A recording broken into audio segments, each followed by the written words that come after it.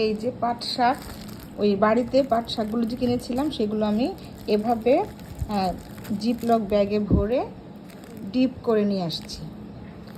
এই পাঁচটা প্যাকেট হয়েছে। এখন এটা আমি বের করে রেখেছিলাম একটু আগে, এটা ছেড়ে দিচ্ছে। এই যে শাক নরম হয়ে গেছে। তো এটা আমরা আজকে রান্না করব, আর বাকি 4টা আবার ডিপে রেখে দেবো। এই যে একদম বরফ, এইগুলো একদম বরফ হয়ে গেছে। এভাবে বেশ কিছুদিন ফ্রিজে রেখে দেওয়া যায়। একবারে বেশি করে যেদিন সময় বেশি থাকে সেদিন আমি বেশি করে কিনে এভাবে প্যাকেট করে রেখে দিই। এখানে হলুদ লেগেছে, এটা পুলি এনেছিলাম, পুলির প্যাকেটের থেকে হলুদ লেগে গেছে।